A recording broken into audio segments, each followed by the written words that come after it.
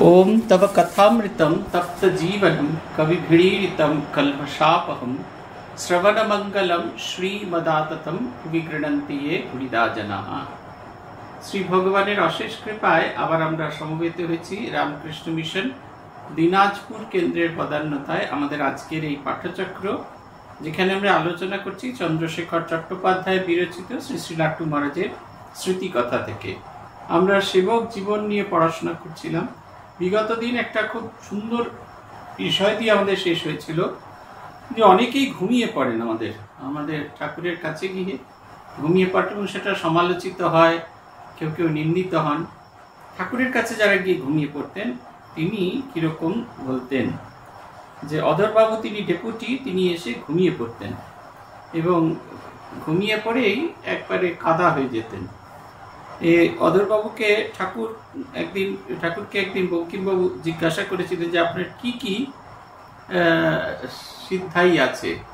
তখন বলেছিলেন যারা ডেপুটি হয়ে সবাইকে ভয় দেখিয়ে রাখে, মানুষের ইচ্ছায় আমি সব ডেপুটিকে ঘুম পাড়িয়ে দিই, এটি কথা।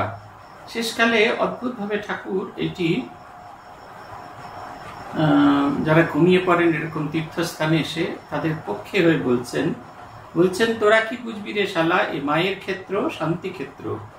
ওরা এখানে এসে বিষয় কথা না বলে ঘুমাচ্ছে, সে ভালো, তবু একটু শান্তি পাচ্ছে। এটার দুটো দিক আছে। একটা হচ্ছে যারা ঘুমিয়ে শান্তি পাচ্ছেন, দেবতার সামনে ঘুমানোর মতো শক্তি থাকাটা খুব জরুরি। ভগবানের কাছে এসে তো আমার নিজের জায়গা, সেখানে এসে যেরকম ভাবে ঘুমিয়ে পড়তে পারি আমরা, এই প্রত্যয়টা যেমন আমাদের থাকাটা খুব জরুরি। একই সঙ্গে আরেকটা দিক, আমরা বেশিরভাগ ক্ষেত্রেই আমাদের ভগবানের স্থানে গিয়ে ভগবান ছাড়া অন্যান্য সব কথা বলি। আমাদের এই নাগের বাজারে যে ক্লাস হয়, আমি এখনো পর্যন্ত বলে বলে করাতে পারিনি। এই ক্লাস শুরুর আগে আপনি যদি একতলা থেকে দোতলায় ওঠেন, মনে হয় যেন নাগের বাজার কেন কাশুন্দিয়াতেও আছে, যখন আমরা একতলা থেকে দোতলায় উঠি বা নাগের কাশুন্দিয়াতে একতলায় যাই, দূর থেকে শোনা যায় ভ্রমরের গুঞ্জন যেরকম হয় না, করতে থাকে, ঠিক সেই রকম একটা গুঞ্জন। আসলে গুঞ্জন হচ্ছে গল্প। ছেলেদের বড় একটা গল্প করতে দেখিনি, মায়েরা প্রচুর গল্প করে। আর ক্লাস শেষ হয়ে যাওয়ার টুকুর অপেক্ষা থাকে, মানে সেই প্রাণের কথা বলবার জন্য আকুলি বিকলি হয় এবং সবাই সেই গল্পটি করেন। ফলে যে জিনিসগুলো আলোচনা হলো, যে ভাবগুলো নিয়ে আমরা চর্চা করলাম, সেগুলো সম্পূর্ণভাবে ওয়াশড আউট হয়ে যায়। একজন ভদ্রমহিলার, বয়স্ক ভদ্রমহিলার গল্প আপনাদের বলেছি। তিনি রোজ সন্ধ্যেবেলা জপ ধ্যানের শেষে ঘরে শুয়ে শুয়ে তিনি কিশোর কুমারের গান শুনতেন, কি আশায় বাঁধি খেলাঘর বেদনার বালু চরে। আমরা তাকে গিয়ে বলেছিলাম যে আপনি এরকম শোনেন, এটা ভালো নয়। সব বয়স্ক মহিলারা কিরকম সব মন্দিরে যাচ্ছেন, হরি মন্দির যাচ্ছেন, আরতি টারতি শুনছেন, জপ ধ্যান করছেন, প্রচুর জপ ধ্যান করতেন। তিনি এই কথাটি বলেছিলেন যে ওই যারা করে ওখানে, তারা আরতি শেষ হয়ে গেলে সব এক জটলা হয়ে বউয়ের নিন্দে করে, এখানে ছেলের বউয়ের নিন্দে করে। ভগবানের কাছে যাওয়ার উদ্দেশ্য হচ্ছে মনকে ঊর্ধ্বমুখী করা, উঁচুতে তোলা। ভগবানের কাছে গিয়েও যদি আমাদের মন উঁচুতে না ওঠে, এরকম বিষয় বাক্য নিয়ে আমরা চলি, তাহলে তার চেয়েও কি আশায় বাঁধি খেলাঘর বেদনার বালু চরে অনেক বেশি সঠিক। আমি তখন তো ছেলে মানুষ ছিলাম, বুঝতে পারতাম না। এখন যখন নিজের চুল পাকতে আরম্ভ করেছে, নানা মানুষের সান্নিধ্যে আসি, বিভিন্ন জায়গায় স্ট্যাম্পড ভক্তদের গল্প শুনি, দেখি, সেখানে গিয়ে আমরা এগুলো দেখতে পাই। আমরা সব জায়গায় গিয়ে মোটামুটি কম বেশি এরকম ছবি দেখতে পাই। ভগবান ছাড়া, এই যেমন পিনাকি গোড়াই, আগের ক্লাসেও বললাম, উনি দেরি করে আসেন, এই ক্লাসেও দেরি করে এসেছেন। এটাই দেরি করে আসা, তারপরে আমরা যেরকম করছি সেইটা করতে চাই না, এইরকম ভাবনা চিন্তা আমাদের খুব বেশি সমস্যা তৈরি করে। এইটার কথা বলছেন যে বিষয় কথা না বলে ঘুমোচ্ছে, এই ঘুমানোটার মধ্যেও অনেকখানি রিলিফ আছে, অ্যাটলিস্ট কাউকে বিরক্ত করছে না।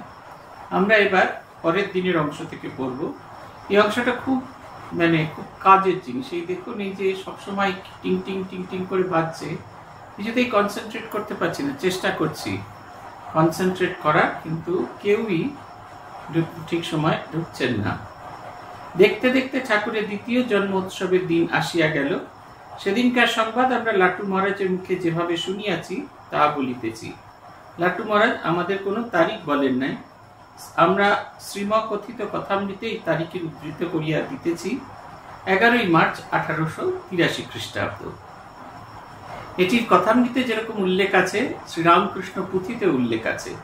দুটি ঘটনা, 2টি বছরের জন্মোৎসব পরপর বলে দেওয়া আছে এবং সেটি অত্যন্ত আকর্ষণীয়। ঠাকুর সেদিনকে কিরকম পোশাক পরেছিলেন, কি কি গান গাওয়া হয়েছিল, কি কি হয়েছিল, এই সমস্ত কিছু নিয়ে ভারী সুন্দর বর্ণনা আছে। কিন্তু এর সূত্রধর হলেন স্বয়ং লাটু মহারাজ এবং কোনো কোনো ক্ষেত্রে হচ্ছেন মাস্টারমশাই নিজে। আরেকজন ছিলেন, তিনি হলেন অদ্বৈতানন্দ বুড়ো গোপাল মহারাজ। এদের সব স্মৃতি কথা থেকে এগুলোকে সংযুক্ত করা হয়েছে। ঠাকুরের দ্বিতীয় জন্ম মহোৎসবের পুঙ্খানুপুঙ্খ বিবরণ শ্রীরামকৃষ্ণ কথামৃতে লিখিত হইয়াছে। পুনরুক্তির ভয়ে তাহা বিস্তৃত করিতে চাহি না, শুধু তাহাতে যেটুকু বাদ পাই নাই, অথচ লাটু মহারাজ যাহা আমাদের বলিয়াছেন তাহাই লিখিতে হইতেছে। এই দেখবেন শ্রীরামকৃষ্ণের জন্ম মহোৎসব এটা একটা খুব ইউনিক আইডিয়া, পাবলিক সেলিব্রেশন। এটা হচ্ছে কথা, এটা খুব একটা ইউনিক আইডিয়া আমাদের জীবনের মধ্যে আছে। সেটা হলো এই, আমাদের শ্রীরামকৃষ্ণ দেবের জন্মতিথি উৎসবে অনেকেই এসে উঠতে পারতেন না, এবং এসে উঠতে পারতেন না বলেই শ্রীরামকৃষ্ণ জন্ম মহোৎসবের পরের যে রবিবারটা, সেই রবিবার যেটা ছুটির দিন থাকতো, সেই দিনে সবাই এসে উপস্থিত হতেন এবং সেই দিন উপস্থিত হওয়ার ফলে সবাই আনন্দ করতেন, হৈ হৈ করতেন এবং সারাদিন কীর্তনাদি নানা রকমের চলতো, এই সমস্ত হতো। ঠাকুরের সেই রকম একটি এখনো যার প্রচলন এখনো আছে। ঠাকুরের যেদিন জন্মতিথি উৎসব সেদিনকে একটা উৎসব হয় এবং জন্ম মহোৎসব সেদিনকে একেবারে আনন্দের হৈ হৈ। সেই সময় যা যা হতো ঠিক তাই তাই হতো। শ্রীরামকৃষ্ণের শরীর চলে যাওয়ার পর জন্ম মহোৎসবে মাস্টারমশাই এই পুঁথিকার, কথামৃতকার পুঁথি পড়েছিলেন স্বামীজির আদেশে। এখনো সেইটি, ওই প্রথাটি এখনো চালু আছে, এখনো সেটি হয়ে থাকে। সেদিন ঠাকুর হামায় গঙ্গা থেকে জল তুলে আনতে বললেন। মাত্র 1 কলসি জলে তিনি আস্নান করলেন। আস্নান করে তিনি মায়ের মন্দিরে গেলেন। আমাদের তখন রান্নার জোগাড় দিতে হয়েছিল। প্রায় 100 থেকে 150 লোক খেয়েছিল। সেদিন কোন্নগর থেকে মনমোহন বাবু কীর্তনের দল এনেছিলেন। তাদের সাথে ঠাকুর খুব কীর্তন করেছিলেন। আমাদেরও তিনি যোগ দিতে বলেছিলেন। সেবার পঞ্চবটিতে গান হয়েছিল। সেদিন ঠাকুর বলেছিলেন তিনি শুধু সন্ন্যাসী নন, তিনি সন্ন্যাসীর রাজা। সেদিন খাওয়া দাওয়া পর যা বেঁচেছিল সব গরিবদের দেওয়া হলো। এর মধ্যে রাখাল ভাইয়ের একদিন দক্ষিণেশ্বরে অসুখ করে। তাতে উনি রাখালকে বলেছিলেন, ওরে জগন্নাথের প্রসাদ খা, তাহলে তোর অসুখ সেরে যাবে। জগন্নাথের প্রসাদে এমন গুণ, তোমরা জগন্নাথের প্রসাদকে মানো না। আর তিনি সকলকে বলতেন খাবার আগে 2-1 দানা মহাপ্রসাদ খাবে। প্রথম বছর জন্মোৎসব এই অল্প জলে স্নান করা, তার মূল কারণ হচ্ছে ঠাকুরের যে সময় জন্ম মহোৎসব হয় সেই সময় তখনও শীতকাল থাকে এবং এই শীতকাল থাকার জন্য ঠান্ডা থাকে। এই কারণে ঠাকুরের খুব ঠান্ডা লেগে যেত। শেষের দিকে ঠাকুরের যখন গলা ব্যথা শুরু হয়েছিল, তখন এই গলা ব্যথা হওয়ার জন্য ঠাকুর স্নান করতে পারতেন না, তাই অল্প জলে স্নান করতেন। অল্প জলে বর্ণনা আছে যে রামবাবুর স্ত্রী তিনি ওই হলুদ রঙের কাপড় ছুপিয়ে দিয়েছিলেন, বাসন্তী রঙে সেই কাপড় ছুপিয়ে দিয়েছিলেন, সেইটিকে ঠাকুর পরেছিলেন এবং নানা রকমের খাবার দেওয়া হয়েছিল। ঠাকুরকে অপূর্ব সুন্দর দেখাচ্ছিল। তারপরে এই কীর্তন, তখনকার দিকে ভাবুন 100 থেকে 150 জন লোক দক্ষিণেশ্বরে এসেছিল। শ্রীরামকৃষ্ণদেবকে তখনও সবাই চেনে না, খুব অল্প কয়েকজন চেনে, কিন্তু তার জন্ম মহোৎসবে 100 থেকে 150 জন মানুষ এসেছিলেন এবং তারা দুপুরে প্রসাদ পেয়েছিলেন। কোন্নগর থেকে মনমোহনবাবু কীর্তনের দল এনেছিলেন। ঠাকুর সকলের সঙ্গে কীর্তন করেছিলেন, অন্যান্যদেরও সেই কীর্তনে যোগ দিতে বলেছিলেন। এখানে সেদিনকে ঠাকুর নিজের আত্মপরিচয় সম্পর্কে বলেছিলেন। তিনি শুধু সন্ন্যাসী নন, তিনি সন্ন্যাসীর রাজা। সেদিন খাওয়া দাওয়ার পর যা বেঁচেছিল তা গরিবদের দেওয়া হয়েছিল। এই সন্ন্যাসী নন, সন্ন্যাসীদের রাজা। এই সন্ন্যাসীদের রাজা বলতে ঠাকুর কি বোঝাতে চাইছেন? আমাদের সন্ন্যাসীদের রাজা বলা হয়, সে হলেন শিব। শিব হলেন সন্ন্যাসীদের রাজা। শিব শব্দের অর্থ হচ্ছে কল্যাণ। তিনি জগৎ কল্যাণের জন্য মানুষের মধ্যে মানুষের মতো হয়ে এসেছেন তার এই স্বরূপটি তিনি প্রকাশ করেছিলেন সেদিনকে। এই যে সন্ন্যাসী নন, সন্ন্যাসীদের রাজা, এই কথাটা বলার অর্থ হচ্ছে এই যে তিনি মানুষের মাঝখানে ভগবানের কল্যাণকারী রূপটিকে প্রকাশ করেছিলেন। কি কল্যাণকারী রূপ? অনেকগুলো রূপ আছে। তার মধ্যে প্রথম হচ্ছে ধর্ম নিয়ে আমাদের যে দ্বন্দ্ব, যে দ্বন্দ্বের কারণে আমরা ভগবানের সমীপবর্তী হতে পারছিলাম না, সেই দ্বন্দ্বের অবসান করা, নম্বর 1। নম্বর 2, আমাদেরকে নিজেদের ধর্মপথে থেকে ঈশ্বর লাভ করার পথ তিনি আমাদের বলে দিয়েছিলেন। 3 হচ্ছেন আমাদের পক্ষে, এই সাধারণ মানুষের পক্ষে সেই পুরাতন সময়ের মতো দীর্ঘ সময় জপ, ধ্যান, পুরস্চরণ এগুলো করা সম্ভব নয়। মানুষের ভেতরে, মানুষের মাঝখানে ঈশ্বরকে দেখা এবং মানুষের মধ্যে ঈশ্বরের অধিষ্ঠান আছে এই বোধ করে শিবজ্ঞানে জীবসেবা এই প্রথাটির কথা বলেছিলেন। আর থেমে থাকার কথা তিনি বলেননি। তার গল্পগুলোর ভেতরে এটি আছে, অনওয়ার্ড অনওয়ার্ড। আমাদের উপনিষদ যেরকম বলেন, উত্তিষ্ঠত জাগ্রত প্রাপ্য বরানো নিবোধত। আমরা অনেকেই উঠি, অনেকেই জাগি, কিন্তু শেষ অবধি যতক্ষণ না বস্তু লাভ হচ্ছে ততক্ষণ অবধি থেমে থেকো না, এই কথাটা যেটা, এইটা মেনে উঠতে পারি না। এটা আমাদের একটা খুব বড় সমস্যা। আমরা উঠি, জাগি, চেষ্টা করি, সবই করি, কিন্তু ধৈর্য হারিয়ে ফেলি। তিনি তার সমস্ত 12 বছরের দীর্ঘ সময়টা ধরে দেখিয়ে করেছেন এবং বলছেন, এই আজকেই 2টি ছেলে আমাদের এখানে এসেছে, অল্প বয়সী ছেলে, কগনিজেন্টে চাকরি করে, কেউ ক্যাপচিমনিতে চাকরি করে। তাদের মনে হচ্ছে কয়েক বছর ধরে তাদের পে প্যাকেজ বাড়ছে না, তারা এক জায়গায় আছে, কিছুতেই এগিয়ে যেতে পারছে না, আর বহু জায়গায় চেষ্টা করছে, কোথাও সাকসেসফুল হচ্ছে না। একটা ড্রাউজিনেস, একটা কিরকম ডিপ্রেশন, একটা কিরকম, ওই আগেকার দিনে এই যখন আমরা ফ্লপি ব্যবহার করতাম সেইখানে থাকতো যে এই জায়গাটার মধ্যে পড়ে গেলে সেইখানে প্রোগ্রামটা কিছু দেখা যাবে না, সেই রকম ডার্ক স্পেসের মধ্যে পড়ে গেছেন। এটা কিন্তু নয়, আমাদের নিরন্তর চেষ্টা করে যেতে হবে। শ্রীরামকৃষ্ণ আমাদের এই খানদানি চাষার গল্প বলেছিলেন। খানদানি চাষা কি করেন? খানদানি চাষা নিরন্তর চেষ্টা করতে থাকেন এবং নিরন্তর চেষ্টা করতে করতে যতক্ষণ না পর্যন্ত অভীষ্ট লাভ হচ্ছে ততক্ষণ পর্যন্ত তাঁর সেই চেষ্টায় কোনো রকম ত্রুটি হয় না, কোনো রকমেরই তারা ত্রুটি করেন না। এটা হচ্ছে কথা। কিন্তু এই আমরা সবই হই, আমরা কিছুতেই খানদানি চাষা হয়ে উঠতে পারি না। তিনি আমাদের কাছে সেই আমাদের জীবনের কল্যাণ স্বরূপ হয়ে এসেছিলেন, আমাদেরকে দেখানোর জন্য যে জীবন কেমন হওয়া দরকার, কিরকম ভাবে চলতে হবে, এই কথাগুলি তিনি আমাদের কাছে খুব পরিষ্কার করে বলেছিলেন। দ্বিতীয় কথা বলছেন যে দেখুন, এই খাওয়া দাওয়ার কোনো নষ্ট কিছু হলো না, সব বিলিয়ে দেওয়া হলো। এরপরে জগন্নাথের মহাপ্রসাদের কথা তিনি বলছেন। ঠাকুর নিজে রোজ আটকে প্রসাদ খেতেন।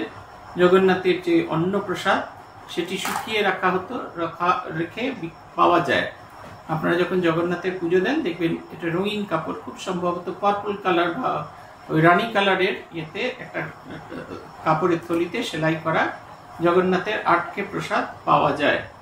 এবং সেই আটকে প্রসাদ খাওয়ার কথা আমাদের এটা ট্র্যাডিশনের মধ্যে আছে। বৈষ্ণবদের ভেতর ভীষণ ট্র্যাডিশনের মধ্যে আছে। ওরা একাদশী করার পর দ্বাদশীর যে পারণ করেন, সেই পারণটা সবসময় জগন্নাথের আটকে প্রসাদ দিয়ে করেন। আটকে প্রসাদ খেয়ে তারা সেটি খান। এটি খুব পবিত্র। রাজা মহারাজের শরীর খারাপ করছে, ঠাকুর বলছেন যে জগন্নাথের প্রসাদ খেতে, প্রসাদের গুণে ভগবান যে খেয়েছেন তার স্পর্শে সেটি পবিত্র হয়ে গেছে এবং সেই পবিত্র বস্তুটি গ্রহণ করলে তার শরীরও সুস্থ হয়ে যাবে। অন্নপূর্ণা পূজায় আমাদের সব সুরেশ মিত্তিরের বাড়িতে নিমন্ত্রণ হতো। সেখানে উনি বছর 3 গিয়েছিলেন। সুরেশবাবু ঠাকুরকে খুব আদর যত্ন করতেন, বাকি খাওয়াতে খুব দেরি করতেন। তাই একবারের পূজায় বলেছিলেন, দেখো, অন্নপূর্ণা যার ঘরে আসেন সেদিন তার ঘরে অন্নের অভাব হয় না, সবাই পেট ভরে খেতে পায়, কিন্তু কেউ পায় খিদের সময় খেতে আর কেউ পায় সেই রাত ভিতে খেতে। যে খিদের সময় পেলে সে ভাবলে মায়ের কৃপা হয়েছে, আর যে খিদের সময় পেলে না সে মনে করলে মায়ের কৃপা আর হলো না। যেন মা সবাইকে ঠিক দিচ্ছেন, যার যখন দরকার পড়ছে সেইভাবে মা কৃপা বুঝে নিচ্ছে গো। এই যে কৃপা আমরা সবার কাছেই পাচ্ছি, কিন্তু আমরা সেটা সবসময় মনের ভেতরে অনুভব করতে পারি না। সেদিনকে একজন লিখেছিলেন, এত জপ ধ্যান করলাম, এত কিছু করলাম, ভগবানের কৃপা অনুভব করতে পারলাম না। শ্রী শ্রী মায়ের একটি চিঠির কথা আমার মনে পড়ে। এক সাধু উত্তর কাশী থেকে লিখেছেন যে এত জপ ধ্যান করলাম, তবু কেন ভগবানের কৃপা লাভ করতে পারছি না। মা বললেন লিখে দিতে যে যুগ যুগান্তর থেকে ঋষি মুনিরা তপস্যা করে তাকে পায়নি, আর তুমি এই কয়েক বছরের সাধনাতেই পেয়ে যাবে। ভগবানকে ডেকে যাওয়াটা আমাদের কাজ। আত্মস্থানন্দজি আমাদের একটা কথা বলতেন, ভগবানকে ডেকে যাওয়াটা আমাদের কাজ, কৃপা বিতরণের কাজ হচ্ছে ঈশ্বরের। আমি যদি আমার ডেকে যাওয়ার কাজটা ছেড়ে দিয়ে ভগবানের কৃপা বিতরণের থেকে কাজটিতে অংশগ্রহণ করবার চেষ্টা করি, তাহলে কিন্তু কোনোভাবেই আমরা এর মধ্যে সংযুক্ত হতে পারবো না। এটা হচ্ছে কথা, এটা বুঝতেই হবে। এই কৃপা বিতরণটা আমাদের, কৃপা বিতরণ এটা তাঁর কাজ, আমার কাজ ডেকে যাওয়া, আমার কাজ নিরন্তর তাকে ডেকে যাওয়া। ওই যে একটা গান আছে না, কোথাও ভবতারা দুর্গতি হারা, কতদিনে তোমার করুণা হবে। এই আকুতিটা আমাদের থাকা দরকার, কতদিনে তোমার করুণা লাভ করব। কিন্তু তাকে ডাকাটাই আমাদের কাজ। এই ডাকাটা যদি আমরা ঠিকঠাক মতো না করতে পারি, তাহলে কিন্তু আমাদেরকে আর আমরা কিছু করে উঠতে পারবো না। এটা হচ্ছে কথা। এইটা এই যে মায়ের কৃপা, অন্নপূর্ণার কৃপা, এটা মায়ের কৃপায় কখনো অন্ন শূন্য হয় না। এই কথাটা খুব সত্যি। আমরা আমাদের অন্নপূর্ণা পূজার সময় দেখেছি, আমাদের বেলুর মঠ থেকে দুটো ইনস্ট্রাকশন দেওয়া হয়েছিল যে মাকে 5 রকম অন্ন দেওয়ার কথা। সাদা ভাত, ঘি ভাত, খিচুড়ি, পায়েস আর দই ভাত, এই 5 রকমের অন্ন দেওয়ার কথা বলা হয়েছিল মাকে। আর আরেকটা জিনিস বলা হয়েছিল যে কেউ যেন অভুক্ত না ফেরে। এটা আমাদের একজন সাধুর কাজই হচ্ছে দেখা। অনেক সময় আমরা গাড়িতে করে নিমন্ত্রণ রক্ষা করতে আসি, আমরা ভুলেই যাই গাড়ির ড্রাইভারের কথা। নিজেরা প্রসাদ প্রসাদ পেয়ে ফিরে যাই, গাড়ির ড্রাইভার যেমনি গাড়িতে বসে থাকেন ঠিক সেরকম ভাবেই গাড়িতে বসে থাকেন। আমাদের সাধুদের এইটা একটি বড় কাজ হচ্ছে, প্রত্যেক অতিথি যখন আসছেন তার সঙ্গে টোটোওয়ালা বা অটোওয়ালা বা রিক্সাওয়ালা, ভ্যানওয়ালা যিনি আসছেন, আমাদের এখানে তো গাড়ি করে বড় একটা কেউ আসে না, তাদেরকে ধরে নিয়ে গিয়ে প্রসাদ পাওয়ানো, এটাও একটা কাজ যাদেরকে আমরা সবসময় ভুলে যাই। কেউ যেন অভুক্ত না থাকেন, সবাই যেন প্রসাদ পান। ঠাকুর বলছেন মায়ের কৃপা সবসময় হবে, কেউ খিদের সময় পাবে, কেউ বেলা প্রহরী খেলে পাবে, কিন্তু সবাই তার কৃপা অনুভব করতে পারবে। জানো দশহারার দিন সামনে সব উনি গঙ্গা পূজা করতে বলতেন। রাখালকে বললেন গঙ্গামাই সাক্ষাৎ দেবী, আজকে তার পূজা করতে হয়। রাখাল ভাই গঙ্গামাইকে তখন দেবী ভাবতেন না। তাই না শুনে ঠাকুর একদিন একটি ঘটনা বললেন। এটি ঠাকুরের সাধন অবস্থায় দৃষ্ট ঘটনা। একদিন তিনি পোস্তার ধারে বেড়াচ্ছেন, বেড়াতে বেড়াতে তার মনে হলো গঙ্গামাই দেবী কিনা। এমন সময় তিনি শুনলেন যে গঙ্গার মাঝে খুব শাঁখের আওয়াজ হচ্ছে, কিন্তু কিচ্ছু দেখতে পেলেন না। ক্রমে ক্রমে শাঁখের আওয়াজ খুব কাছে এসে গেল। অমনি দেখলেন কি একটি ছেলে শাঁখ বাজাতে বাজাতে এগিয়ে চলেছে, আর তার পিছু পিছু এক দেবী চলেছেন। এইসব দেখার পর তার মনে আর কোনো সন্দেহ রইল না। ঠাকুরের এই কথা শুনে রাখাল ভাই বড় আশ্চর্য হয়ে গেলেন।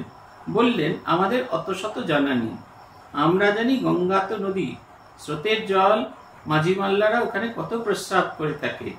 রাখাল ভাইয়ের এই কথা শুনে ঠাকুর খুব রাগ করলেন। বললেন খবরদার, গঙ্গায় কখনো বাচ্চে প্রস্রাব করবিনি।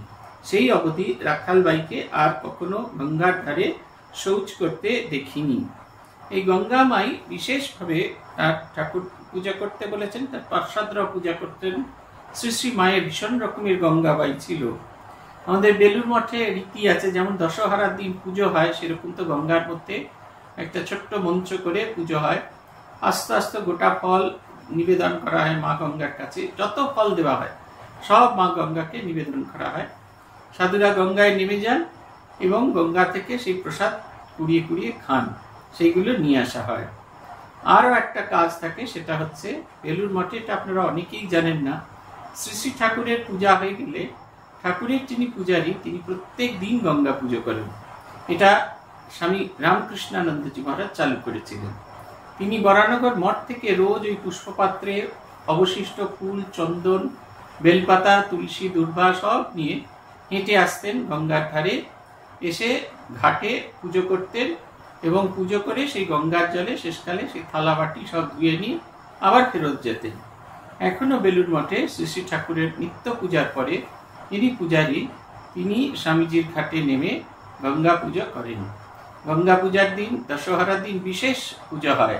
সেদিনকে মা গঙ্গার পূজা হয়, মা গঙ্গার আরতি হয়, মা গঙ্গার স্তব স্তুতি গান এবং সাধুরা জোর দেন সবাইকে গঙ্গা স্নানে। এইটা হচ্ছে কথা। মা গঙ্গার প্রকাশ এটা আমাদের পরম্পরায় এসে গেছে। এই পবিত্রতা, পাবনী শক্তি, এটা নিয়ে একটি ভারী সুন্দর কথা আছে।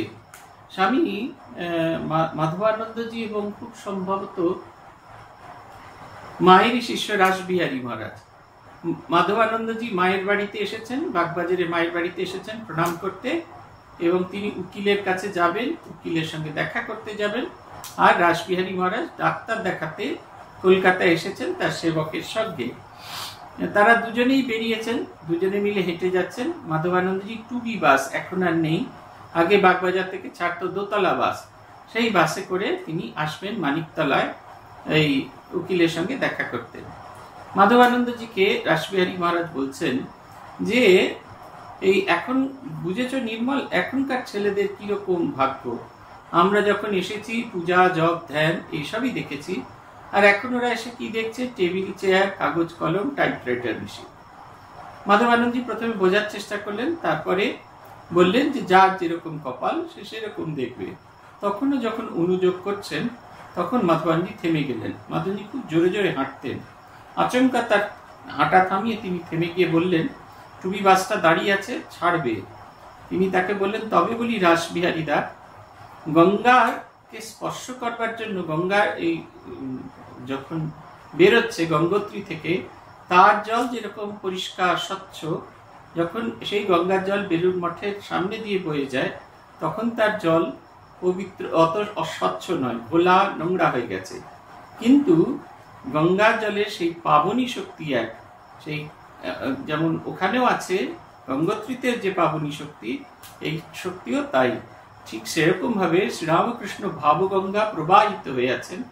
সেই ভাবগঙ্গাকে, গঙ্গাকে স্পর্শ করার জন্য গঙ্গোত্রী থেকে সাগর অবধি স্পর্শ করতে হবে না, যেখানেই স্পর্শ করা যাবে সেখানেই সেই পবিত্র ভাবটি আসবে। গঙ্গার হচ্ছে, এটি হচ্ছে ভাব।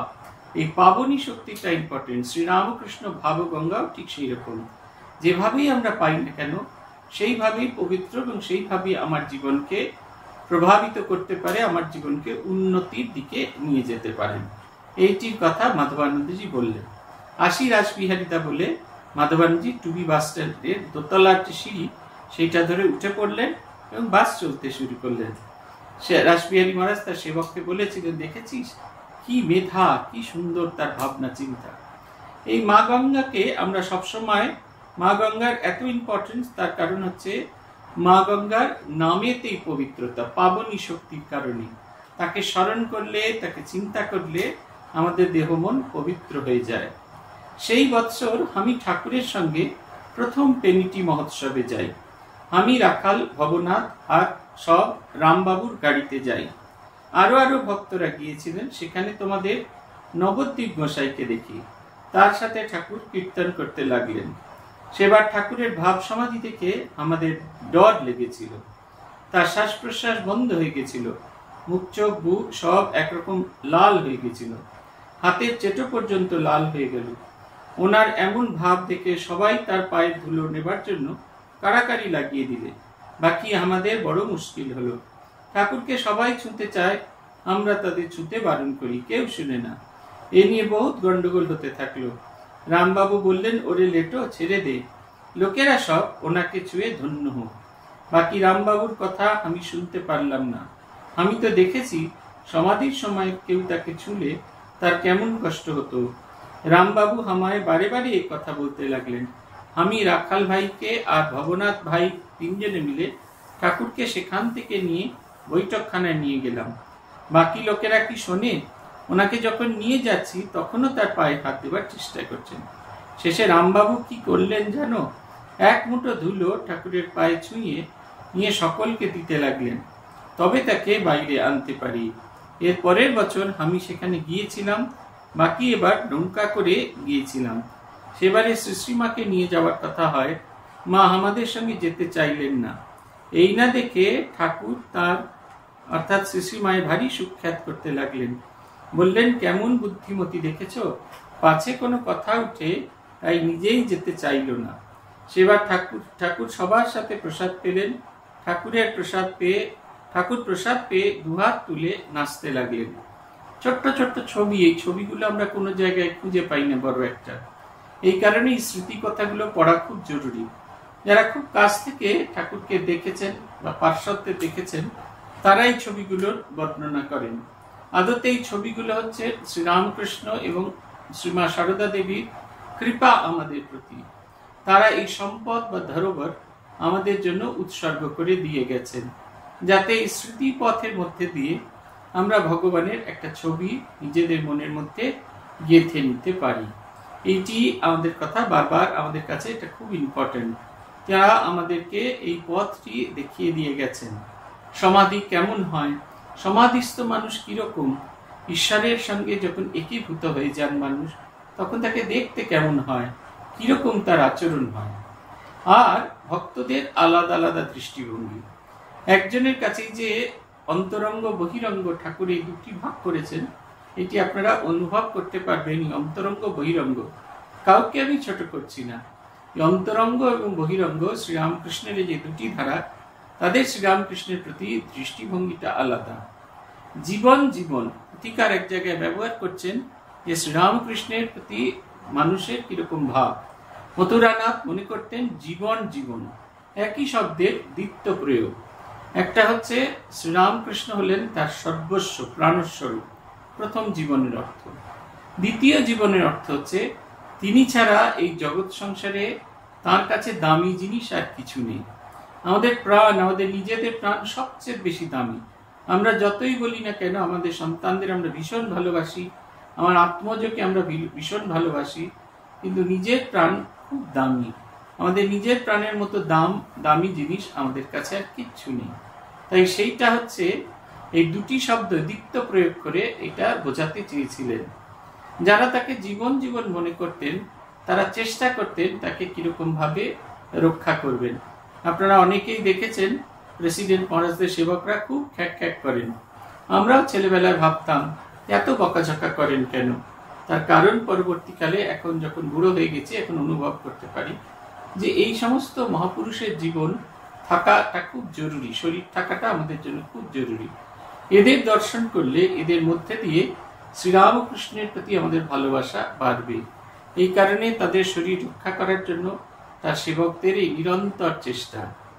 তাদেরকে আমরা দেখেছি আমাদের এখানেও যখন ভাইস প্রেসিডেন্ট মহারাজ দীক্ষা দিতে আসেন, যে মানুষটি রোজ গল্প করেন, রোজ হইচই করেন, আর যে মানুষটি দীক্ষা দেন সে মানুষ দুটি যে এক নন, এটা আমরা বুঝতে পারি। যে আধারের মধ্যে দিয়ে ভগবানের কৃপা এসে পৌঁছয়, সেই আধারটিকে যত্ন করাটা খুব জরুরি। আপনার যে রেইন ওয়াটার পাইপ আছে বাড়ি, সেই রেইন ওয়াটার পাইপটিকে আপনি ঠিকঠাক রাখেন, যাতে জল যেন ছাদে পড়া মাত্র সেটা যেন সেই রেইন ওয়াটার পাইপের মধ্যে দিয়ে নর্দমায় চলে যায়। ছাদে যদি জল জমতে থাকে অথবা রেইন ওয়াটার পাইপ যদি ফুটো হয়ে থাকে, তাহলে সমস্ত ওই দরজা জানলা দেওয়াল সমস্ত খারাপ হয়ে যাবে। ঠিক সেই রকম আমাদের একটা নিরন্তর চেষ্টা থাকে যে ভগবানকে রক্ষা করার।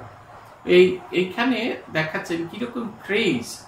আমরা অনেক সময় সর্বপ্রিয়ানন্দজির ক্রেজ দেখে একটুখানি হতবাক হই, সবাই কিরকম করতে থাকে ওনাকে নিয়ে। কিন্তু ঈশ্বরের কৃপা যার ভেতর দিয়ে প্রকাশিত হয়েছে, তার ভেতর দিয়ে ঈশ্বরের শক্তি প্রকাশিত হচ্ছে, এবং ঈশ্বরের শক্তি যার ভেতর দিয়ে প্রকাশিত হয় তার ভেতরে এই ক্রেজটা দেখা যাবে। ঈশ্বরের যে আকর্ষণীয় ক্ষমতা সেটি তার কাছে আসবে, এটি রামাশ্যামার কাছে আসবে না। এটি একবারে খুব সত্যি কথা, এটি আমাদের বুঝতে হবে। রামবাবুর দৃষ্টিভঙ্গি যে তিনি তার কাছে এসেছেন আর অতএব তিনি সবাইকে কৃপা করতে বাধ্য, আর তার অন্তরঙ্গের দৃষ্টিভঙ্গি অন্যরকম। তার কৃপা শুধুমাত্র একটা প্রজন্মেই শেষ হয়ে যাবে না, আগামী দিনের যারা প্রজন্ম আছে তাদের জন্য এই শরীরটিকে বাঁচিয়ে রাখা, তাদের জন্য এই শরীরের নানা লীলা তৈরি করা, যাতে সেই লীলা আগামী 1500 বছর স্বামীজির মতে আরো 1500 বছর ধরে মানুষকে নিরন্তর অনুপ্রাণিত করে চলে। মা ঠাকুরানীর বিষয়টা হচ্ছে, মায়েরও সেবার যাওয়ার কথা ছিল, ঠাকুর একবারে সোজাসুজি কোনো রকম অনুমতি দিলেন না। তিনি বললেন ওর যদি যাওয়ার ইচ্ছা হয় তাহলে যেতে পারে, ওর যদি যাওয়ার ইচ্ছা হয় যাক, কিন্তু আমার অনুমান নেই। মা ভীষণ বুদ্ধিমতী। মা বললেন না না, এখন খুব ভিড় হবে, ওই সময় আমার গিয়ে কাজ নেই। পরবর্তীকালে ঠাকুর এই প্রসঙ্গটি তুলে বলেছিলেন, মাকে বলেছিলেন, কেমন বুদ্ধিমতী দেখেছো, পাছে কোনো কথা উঠে তাই নিজে নিজেই যেতে চাইলে না। এইটা হচ্ছে কথা। আর ঠাকুর সেবার প্রসাদ পেয়ে দুহাত তুলে নাচতে লেগেছে। এই দুহাত তুলে নাচার অর্থটা হচ্ছে এই, তিনি এত আনন্দ তার ভেতরে অনুভব করছিলেন, সেই আনন্দটাকে কিছুতেই আর তিনি তার নিজের ভেতরে গোপন করে রাখতে পারছিলেন না, সেটা যেন ফেটে পড়ছিল। শ্রীরামকৃষ্ণদেব এসেছেন রাজেন্দ্র মিত্রের বাড়িতে, তখন সদ্য সদ্য অন্ধকার হওয়া শুরু হয়েছে। বিকেল হতে হতেই ভক্তেরা এসে দাঁড়িয়ে আছেন।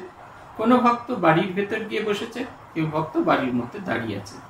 বর্ণনা করা হয়েছে যে দিন শেষ হয়ে গিয়ে আকাশ ক্রমান্বয়ে অন্ধকার হতে আরম্ভ করেছে এবং তার ভেতরে তারকারাজি একটা একটা করে ফুটেছে। কিন্তু আকাশ এবং প্রকৃতির শোভা তখনই সুন্দর হচ্ছে যখন পূর্ণচন্দ্রের আগমন হচ্ছে।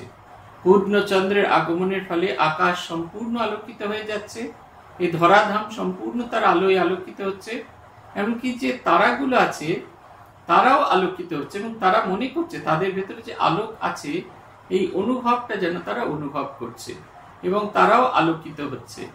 এই সন্ধ্যাকালে ঠাকুর এসে উপস্থিত হলেন। গাড়ি থেকে যখন তিনি নামলেন তখন ভক্তদের ভেতরে ভীষণ রকমের আনন্দ। বলছেন ভেতরে বাইরে দুদিকে আনন্দ হচ্ছে। বাইরের আনন্দটা কি? শ্রীরামকৃষ্ণের সে দিব্য রূপ, তার সে দিব্য হাসি, সেইটি দেখে সবাই আনন্দে ফেটে পড়ছে। আর ভেতরের আনন্দটা কি? শ্রীরামকৃষ্ণ যখন শব্দ বলছেন অথবা তার সেই দিব্য রূপ দর্শন করে সেটা হৃদয়ে যখন চিন্তা করছেন, সেই তার আধ্যাত্মিক আনন্দ, শ্রীরামকৃষ্ণের আধ্যাত্মিক প্রভা তাদের হৃদয়কে আলোকিত করছে। এই আনন্দের প্রকাশ, এত আনন্দ তারা নিজেরাও অনুভব করছেন, ভীষণ রকমের আনন্দ, কিন্তু সেই আনন্দ তারা প্রকাশ করতে পারছেন না। পেনিটির মহোৎসবে একবার বৈষ্ণব বিদায়ের সময় ঠাকুর 5 টাকা পেলেন। অন্য সবাই 1 টাকা 2 টাকা পেল, কিন্তু উনি পেলেন 5 টাকা। উনি তো টাকা নিতে চাইলেন না, বাকি কর্মকর্তারা ছাড়লেন না। শেষে রাখালের হাতে টাকা দিলেন। রাখাল ভাই 5 টাকায় 1 ঝুড়ি আম আর 1 ঝুড়ি সন্দেশ কিনে দক্ষিণেশ্বরে এলো। এই না দেখে ঠাকুর রাখালের উপর খুব ঘোষা করলেন আর রাখাল ভাইকে সাবধান করে বললেন, দেখ এমন কাজ আর করবি নি, তুই নিলে আমার অর্থাৎ ঠাকুরের নেওয়া হলো। পঙ্খী আর দরবেশ কেউ সঞ্চয় করতে নেই। দেখুন কি শক্ত লোক। আর তখন ভাবুন কি ষষ্ঠাগন্ডার দিন, 5 টাকা এখন কিছু হয় না, আইসক্রিমও পাওয়া যায় না। সেদিনকে দেখলাম ওদের ছেলেবেলার আইসক্রিম বিক্রি হচ্ছে, সেইটা একটা গোলার দাম 10 টাকা। আমি মাঝে মাঝে এরকম সব উটপটাং খাবার খাই, স্কুলগুলো টার্গেট করা থাকে। আমাদের অদ্বৈত আশ্রমের কাছে একটা স্কুল আছে, এই গরমের ছুটি করেছে বলে আর পাচ্ছি না খেতে, না হলে ওখানে গোলা আইসক্রিম পাওয়া যায়। একটা গেলাসের ভেতরে একটা গোলা আইসক্রিম দেবে, সেটা হচ্ছে 10 টাকা। আইসক্রিম সেই পুরোনো দিনের, আমরা কত বকুনি খেয়েছি, সেইগুলো ঘষে ঘষে ঘষে ঘষে তারপর একটা কাঠির মধ্যে দিয়ে, তারপরে তার ভেতরে লাল নীল হলুদ সবুজ কমলা নানা রকমের সিরাপ দিয়ে, এখন ইদানিং ভদ্রলোকের মধ্যে একটা গেলাস দেয়। আমাদের ছেলেবেলায় গেলাস ছিল না, আমরা হাতে করেই খেতাম, খুব সাবধানে খেতে হতো, কারণ ওই যে রং যেন জামায় কোথাও না লাগে, জামায় লাগলে খুব মারধর খেতে হবে বাড়িতে গিয়ে। এটা আর এখন কেউ মারধর করার নেই, আর এখন গেলাস আছে, আমরা গেলাসে ফেলে ফেলে খাই। তো সেই এখন দেখুন আমরা ওটা কত 5 পয়সা কি 10 পয়সায় কিনতাম, এখন একটা কেনা হলো, একটা করে কেনা হলো, প্রত্যেকটা দাম 10 টাকা। আমাদের কোয়ালিটি, আমাদের পুরোনো দিনের আইসক্রিম এনেছে, জল আইসক্রিম কমলা আর পার্পল রঙের, সেটার কাঠির দামও 10 টাকা করে, তার কমে কিচ্ছু পাওয়া যায় না। আর এদিকে 5 টাকায় 1 ঝুড়ি আম আর 1 ঝুড়ি সন্দেশ কিনে নিয়ে এলেন। কিন্তু শ্রীরামকৃষ্ণের এই বৈরাগ্যটি দেখার মতো। তিনি নেবেন না মানে নেবেন না, সোজা পথে নয়, বাঁকা পথে নয়, কোনোভাবেই নেবেন না, কোনোভাবেই তিনি নেবেন না। এটা বৈরাগ্যের অদ্ভুত রকমের উদাহরণ। দুর্গাপুজোর সময় মাস 2 আগে উনি আমাদের নিয়ে একদিন উনি পাথুরে ঘাটার যদু মল্লিকের বাড়ি এলেন। যদু মল্লিককে আমি তার বাগানে দেখেছি, বাকি আগে কোনোদিন তার বাড়িতে আসিনি। তার বাড়িতে তখন শ্রী শ্রী সিংহবাহিনী দেবী ছিলেন, তাই আমাদের নিয়ে দেবী দর্শন করতে এলেন। দেবী দর্শনের পরে তিনি বাবুর অর্থাৎ যদুবাবুর খোঁজ নিলেন। যদুবাবু তখন একখানা লম্বা মার্বেলের টেবিলে খালি গায়ে শুয়েছিলেন। ওনাকে দেখতে পেয়ে শেষে যদুবাবু বললেন, এসো এসো ছোট ভট্টাচার্য। যদুবাবু ঠাকুরকে ছোট ভট্টাচার্য বলতেন। এদিকে তো আর এসো না, মা এসেছেন তাই আমাদের মনে পড়েছেন। তাই তো তুমি এসেছো। যদুবাবুর এই কথা শুনে ঠাকুর বললেন, তুমি কেমন লোক বলো তো, মা এসেছেন, আমাকে কি সে খবরও দিতে নেই? ঠাকুরের কথা শুনে যদুবাবু বললেন, দেখো ছোট ভট্টাচার্য, তোমার চেয়ে মায়ের সংবাদ বেশি রাখতে আর কাউকে তো দেখিনি। পরশু মা এসেছেন, মা আসতে নাসতেই তুমি এসে হাজির। তোমায় জানাবার সময় পেলুম কোথায়? ঠাকুর হাসতে হাসতে, তাই তো বটে, এখন মায়ের প্রসাদ কিছু আনাম, অমনি মুখে কি ফেরাতে আছে? যদুবাবু সেইভাবে শুয়ে শুয়ে একজনকে মায়ের প্রসাদ আনতে পাঠালেন। তুরন্ত সে প্রসাদ নিয়ে এলো। উনি সেই দোরগোড়ায় দাঁড়িয়ে রইলেন, আর সেখান হতে প্রসাদ পেয়ে যেই গাড়িতে উঠতে যাবেন এমন সময় যদুবাবু বললেন, কই মায়ের সঙ্গে দেখা করলেন না? একথা শুনে ঠাকুর সেখান হতে ডাকতে লাগলেন, কই গো যদুর মা, এক গ্লাস জল দাও না। ঠাকুরের গলার আওয়াজ শুনে যদুর মা নিচে নেমে এলো। ঠাকুর তার হাতেতে এক চুমুক জল খেয়ে গাড়িতে উঠলেন। গাড়িতে আর সব ভক্তেরা ঠাকুরকে বললেন, আপনি মশাই এমন বড় লোকের বাড়িতে আর আসবেন না। এরকম লোকের কাছে আসেন কেন? আপনাকে এরা বসতে পর্যন্ত বললে না। এরকম লোকের বাড়িতে এসে খামকা কেন অপমান হওয়া? ভক্তদের কথা শুনে ঠাকুর হাসতে হাসতে বললেন, ওগো, ওরা সারাক্ষণ বিষয় নিয়ে পাগল। ওরা যে এত বিষয় চিন্তার মাঝেও দেবীর পূজা করছেন, এই তো যথেষ্ট। তোমরা তো তাও করো না। ও যদুবাবু আমাকে বসতে বলল না, কি বলল না, তাতে তোমাদের কেন মাথা ব্যথা? ওদের মনের অবস্থা তোমরা কি বুঝবে? এসেছিলে ঠাকুর দেখতে, প্রসাদ পেলে, এই তো যথেষ্ট। এমন সময় ঠাকুরের প্রসাদ দেয় কে? তোমরা কি কর্তা দেখতে গিয়েছিলে যে বসতে বলেনি বলে অভিমান করেছ? ভক্তদের মধ্যে যারা যদুবাবুর সম্বন্ধে বলছিলেন তারা ওনার অর্থাৎ ঠাকুরের এই কথা শুনে চুপ করে গেলেন। ঠাকুর এইরকম করে সব আমাদের বিড়ে নিতেন, বলতেন, সাধু হতে চাস তো অভিমান ছাড়তে হবে। কেউ মানলে কি মানলে না এসব দেখলে চলবে না। যদুবাবু সম্বন্ধে নানা প্রসঙ্গ লাট্টু মহারাজ আমাদের নিকট ভিন্ন ভিন্ন সময় বলেছেন। এটা হচ্ছে যদু মল্লিকের বাড়িতে সিংহবাহিনী। আপনারা যারা দর্শন করেননি অবশ্যই দর্শন করবেন। অপূর্ব সেই মূর্তি। বাগবাজারে শ্যামবাজারে 5 মাথার মোড়ে যে ট্রাম ডিপো আছে, শ্যামবাজার ট্রাম ডিপো, সেই ট্রাম ডিপোর পাশে একটি মল্লিক বাড়ি আছে। আমি কখনো আমার জীবনে ছোট থেকে ধাড়ি হয়ে গেলাম, কখনো পর্যন্ত সেই বাড়ির জানলা দরজা খুলতে কোনোদিন দেখিনি। আমার মনে হতো সেই বাড়িতে বোধহয় কেউ থাকে না। একজন এসে খবর দিলেন যে সেই বাড়িতে মা সিংহবাহিনী এসেছেন। বাসন্তী দুর্গা পূজা চলছিল তখন। তা আমি তার সাথে শ্যামপুকুর বাটিতে ক্লাস করে হেঁটে হেঁটে গেলাম তাদের বাড়িতে। ভয় ভয় ঢুকছি, বড় লোকের বাড়িতে যেরকম হয় সেই রকম ভয় ভয় ঢুকছি। দালান আলো করে দেবী বসে আছেন, আর সমস্ত দালানে একটা লোক নেই। আমি হতবাক হয়ে গেলাম। মাকে এরকম করে ফেলে রেখে তারা চলে গেছেন। খুব সুন্দর বাড়ি। আমরা ধীরে ধীরে এক পা গিয়ে সিঁড়ির কাছ থেকে মাকে প্রণাম করলাম। তখন একজন এবং দাঁড়িয়ে দাঁড়িয়ে সেই মায়ের সেই দিব্য রূপ দেখছি। সবচেয়ে আকর্ষণীয় মায়ের চোখ আর মায়ের হাসি এইরকম, আর একবারে সারা শরীর দিয়ে যেন একটা দিব্য বিভূতি প্রকাশিত হচ্ছে, অপূর্ব সুন্দর। আর সেদিনকে বাসন্তী দুর্গা পূজা খুব সম্ভবত নবমী তিথি ছিল। আর সেই পুজো টুজো হয়েছে, কলা গাছ টলা গাছ আছেন। ভদ্রলোক তখন আমাকে আসতে দেখে তিনি দোতলা থেকে ছুটতে ছুটতে নেমে এলেন। আমাকে বললেন, আপনি ঠাকুরের কাছে গিয়ে, আরতি এখনো হয়নি, আপনি ঠাকুরের কাছে গিয়ে, আরতি হয়ে গেছে, আপনি ঠাকুরের কাছে গিয়ে একটু দর্শন করুন। আমি সেই সুযোগটা একটুও ছাড়িনি, টুকটুক করে কাছে গিয়ে দর্শন করলাম। অপূর্ব সে মূর্তি। আমার মনে হচ্ছিল শ্রীরামকৃষ্ণ যে মূর্তি দেখে ভাবে বিভোর হয়েছিলেন, সেই মূর্তি কেন এত আকর্ষণীয়, এত সুন্দর। মনে হচ্ছে এক হাত বাড়িয়ে মায়ের হাতটিকে যেন ধরা যায়, এত জীবন্ত, এত জাগ্রত। যখন ফিরে এলাম তখন আসার পথে অবশ্য ওরাও আমাদের খেতে বলেছিলেন, আমরা প্রসাদ পাইনি, তাই আমাদের কাছে একটা ছোট্ট বাক্সে করে আমরা যে দুজন গেছিলাম আমাদের তিনি প্রসাদ দিয়েছিলেন, সেই প্রসাদ আমরা পেয়েছিলাম। সেই দিনকের ঘটনা দেখুন, ঠাকুর কিরকম, আমাদের হলে বোধহয় নিজের মাথাতে কতবার বাড়ি মারতাম তার ঠিক নেই।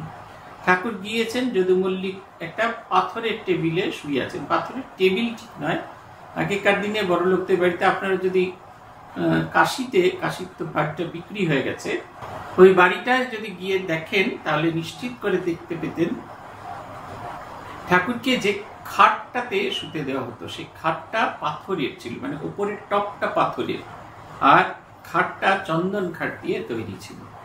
আগেকার দিনে বড় লোকরা ওই রকম শক্ত এর উপর তারা শুতেন, কাঠের আর পাথরে তার উপর বিছানা পেতে তারা শুতেন। অনেক সময় ওই পাথর খুব ঠান্ডা বলে তার উপর খালি গায়ে ওই পাথরের উপর শুয়ে থাকতেন। তিনি অমনি ভাবে শুয়ে থাকলেন। ঠাকুর দরজায় দাঁড়িয়ে দাঁড়িয়ে কথা বললেন, কিন্তু বৃত্ত কি অহংকার তৈরি করে সেটা আমাদের দেখবার জিনিস। তিনি বললেন যে তাকে একবারও ভেতরে আসতে বললেন, শুধু ভেতরে আসতে বললেন তা নয়, তিনি জিজ্ঞেস করলেন, কি ছোট বাচ্চা তুমি কেমন, এসো এসো ছোট বাচ্চা, যেদিকে তো আর আসো না, মা এসেছেন তাই আমাদের মনে পড়েছে, তাই তো তুমি এসেছো। ঠাকুর নিজে থেকে প্রসাদ চাইলেন, তারপরে তার মাকে ডেকে বললেন একটুখানি খাবার জল দিতে। সে এক ঢোক জল খেয়ে তিনি ফিরে আসছেন। সঙ্গে যারা আছে তাদেরকে ভীষণ রাগ, বাবু যত বলে পারিষদ দল বলে তার শতগুণ। সঙ্গে যারা আছে তাদের প্রেস্টিজ ভীষণ লেগেছে। তারা বলছেন, ওগো, তাদেরকে বলছেন আপনি মশাই এরকম বড় লোকের বাড়িতে আর আসবেন না, এরকম লোকের কাছে আসেন কেন, আপনাকে এরা বসতে পর্যন্ত বলল না, এরকম লোকের বাড়িতে এসে খামোকা কেন অপমান হন। ঠাকুর বলছেন, ওগো, ওরা বিষয়ই, সারাক্ষণ বিষয় নিয়ে থাকে, ওরা যে এত বিষয় চিন্তার মাঝেও দেবীর পূজা করছেন এই তো যথেষ্ট, তোমরা তো তাও করো না। এই প্রথম কথা হচ্ছে, অন্যের সমালোচনা করার আগে নিজের দিকে একটু তাকিয়ে যেন আমরা দেখি এই দোষে আমরা দুষ্ট কিনা, আর ওদের মনের অবস্থা তোমরা কিভাবে বুঝবে। অর্থাৎ ওরা যে কি চিন্তা করছে, বিষয় চিন্তা এমনই চমৎকার চিন্তা যে তার মধ্যে আমাদের ডুবে যেতে হয়। সেই চিন্তা আমাদের অন্য কোনো চিন্তা করতে সাহায্য করে না, একেবারে ডুবিয়ে রেখে দেয়, একদম বিষয় ভাবনা আমাদের ডুবিয়ে রেখে দেয়, বাহ্যিক জগৎ থেকে আমাদের বোধশূন্য অবস্থা হয়। আমি আগে যখন সাধু হইনি তখন এই দেখার চেষ্টা করতাম, যখন ফিরে টিরে আসতাম, রাত্রিবেলা ফিরতাম, তখন দেখতাম তখনও কলেজ স্ট্রিট মার্কেট, দুর্গাপুজোর আগে, দুর্গাপুজোর খানিকটা আগে থেকে এই কলেজ স্ট্রিট মার্কেটের অনেক আগে বাস থেকে নেমে পড়ে দেখতে দেখতে আসতাম লোকে উইন্ডো শপিং করছেন, হাঁ করে মার্কেট দেখছেন। রাদু বলে একটি মুসলিমদের জুতোর দোকান ছিল, সেই জুতোর দোকানে খুব সুন্দর ডিসপ্লে হতো, হাঁ করে সেই দেখছেন। অথচ ঠিক উল্টো দিকে বিদ্যাসাগর মশাইয়ের যে জুতো যেরকম পাওয়া যেত, কোলাপুরি জুতো, সেই জুতোর দোকানে কেউ একবারও ফিরেও তাকাতো না, রাদুর জুতোর দিকে হাঁ করে তাকিয়ে থাকতো। বাটাতে কি জুতো এলো সেই জুতোর প্রতি তাদের ভীষণ রকমের আকর্ষণ হতো। এই হচ্ছে অবস্থা। এই সবাই হাঁ করে তাকিয়েছে, কেউ নড়ছে না। মোহিনীমোহন কাঞ্জিলালের দোকানের সামনে থেকে কেউ নড়ছে না, হাঁ করে উইন্ডো শপিং করছেন। ইন্ডিয়ান সিল্ক হাউস, তারপরে পরপর যে সোনা শাড়ির দোকান আছে, অবাক বিস্ময় তাকিয়ে, তাদের তাকিয়ে থাকাটাও একরকম। এই যে বিষয়ের আকর্ষণ কিরকম হয়, জগৎ ভুল করিয়ে দেয়। শ্যামবাজার পাঁচমাথার মোড়ে যদি আপনারা যান, এই চৈত্র সেল, তারপরে দুর্গাপুজোর 1 মাস আগে থেকে রাধা সিনেমা মানে হচ্ছে একবারে হাতিবাগানের মোড় থেকে শ্যামবাজার মোড় যদি যান, যদি ট্রামে করে যাওয়ার সুযোগ হয়, ট্রাম দীর্ঘ সময় দাঁড়াতে দাঁড়াতে যাবে, আপনারা দেখতে দেখতে যাবেন কাকে বলে বিষয় তৃষ্ণা, কাকে বলে বিষয়ের প্রতি আকর্ষণ। এটা একেবারে খুব পরিষ্কার করে দেখতে পাবেন। এই সব কিছুর মধ্যে যখন তার মধ্যে আমরা ভগবান চিন্তা করি, সেটা হচ্ছে ধন্য। ঠাকুর সেটাকে প্রশংসা করছেন, বলছেন প্রসাদ পেয়ে গেলে এই তো যথেষ্ট। এমন সময় ঠাকুরের প্রসাদ কে পায়? বলছেন, তোমরা কি কর্তাকে দেখতে গিয়েছিলে, বসতে বলেনি বলে অভিমান করছো? এই যে আমাদের দর্শন দুরকম, কি দর্শন করতেছি, অভীষ্ট কোনটা? সেটা হচ্ছে মাতৃদর্শন। মা সানন্দে আমাদের আহ্বান করেছেন, অথচ মা যেহেতু কথা বলতে পারেন না, মায়ের শব্দ যেহেতু শোনার মতো কান আমাদের তৈরি, মা কথা বলতে পারেন, মায়ের কথা শোনার মতো কান আমাদের তৈরি হয়নি, তাই মা যে কথাগুলো বললেন সেই কথাগুলো শোনা গেল না, আর তাই আমাদের প্রার্থনাও তার কাছে গেল না। বাবু যেহেতু নড়তে চড়তে পারেন, কথা টথা বলতে পারেন, তাই তিনি অভ্যর্থনা করেননি বলে এদের এত মনে লেগেছে। তাই একেবারে পিন পয়েন্টেড করছেন, কি দেখতে এসেছি সেটা জানা দরকার। বাবুকে দেখতে এসেছি না দেবী দর্শন করতে এসেছি? দেবী দর্শনের দুটো দিক, দেবী দর্শন এবং প্রসাদ গ্রহণ, সে দুটো তো হয়েছে। অতএব আমাদের এইগুলোর প্রয়োজন নেই। ঠাকুর সঙ্গে করে মানুষজন নিয়ে যেতেন। মাস্টার লাট্টু মহারাজ বলছেন, ঠাকুর এই রকম করে সব আমাদের বিড়ে নিতেন মানে পরীক্ষা করতেন। তিনি আমাদের পরীক্ষা করতেন যে আমরা কতটা তার কাছে, আমরা কতটা নিষ্ঠায় আছি, ঈশ্বরকে কতটা আমাদের চাইবার ইচ্ছা হয়েছে। এইটি কথা তিনি বারবার করে বুঝতে চাইতেন, যে আমাদের কতটা তাকে জানবার, তাকে চাইবার ইচ্ছা হয়েছে। এইটা হচ্ছে কথা। তিনি বারবার করে আমাদের কাছ থেকে বুঝতে চাইতেন যে আমরা কিভাবে, আমাদের দৃষ্টিভঙ্গিটা কিরকম। এবং তারই যাবতীয় বকা সবকিছুর মূলে কিন্তু একটাই জিনিস, সেটা হচ্ছে আমাদের দৃষ্টিভঙ্গিটাকে পরিষ্কার করে দেওয়া। ঈশ্বর ডাক করতে এসেছি, ভগবানের উদ্দেশ্যে যাত্রা করেছি, আমাদের যাওয়াটা যেন কোনো রকম ভুল না হয়।